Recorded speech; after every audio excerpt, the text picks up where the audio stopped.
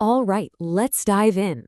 Today, we're talking about what might be one of the most profound discoveries in human history, our very first look at the universe's own dawn.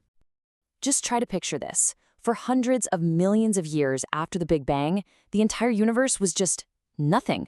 A cold, empty, dark abyss. The cosmic dark ages. But then, something happened.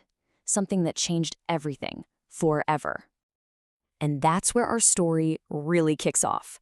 Because scientists using the absolutely incredible James Webb Space Telescope announced they might have finally captured that exact moment, the universe's very first sunrise. So why is this such a huge deal? To really get it, we've got to rewind a bit. For decades, astronomers have been hunting for a missing piece in the story of creation, a key first chapter that, up until now, was pure imagination. And that missing piece, it has a name, Population 3 stars. Now, these aren't just old stars. We're talking about the very first stars, the pioneers. I mean, these things were forged straight from the primordial soup of hydrogen and helium that was left over from the Big Bang itself. And you know what's wild? Is their purity. That's what really sets them apart. See, our sun is what you'd call a modern star. It's built from recycled stardust, and it's full of heavier stuff, like carbon and oxygen. But these first stars?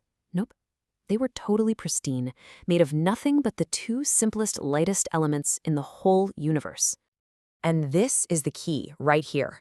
For all of modern astronomy, these cosmic ancestors were just a prediction, something that had to exist in our models of the universe. We knew they had to be out there, but we had never, ever seen one. Until, maybe, just now. So how in the world did we finally catch a glimpse of them? Well, that brings us to the hero of our story, the James Webb Space Telescope.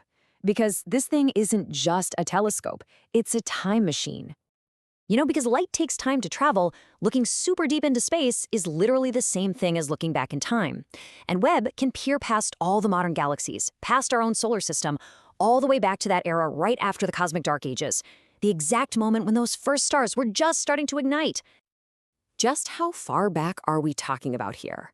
More than 13 billion years. That's how long the light from these potential first stars has been traveling to reach us.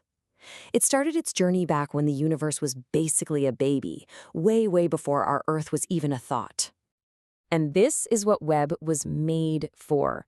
Its secret weapon is seeing an infrared light. That lets it slice right through all the cosmic dust and pick up on these incredibly faint, ancient light signatures from the most distant things in the cosmos.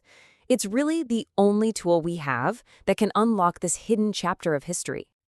Okay, so you've got the theory, you've got this incredible tech, but what about the discovery itself? What was the aha moment that made scientists everywhere just stop and stare? It really all boiled down to this one thing.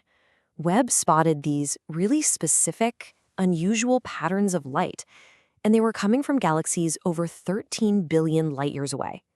Think about that. A signal from the very edge of everything we can see, like a tiny whisper from the beginning of time itself. But here's the truly amazing part. This signal, it wasn't just noise. When scientists analyzed it, they realized it was a perfect match, an exact match, for what their models had been predicting for decades for a galaxy filled with those pristine Population 3 stars. The theory had finally found its evidence. So we may have found the universe's first stars.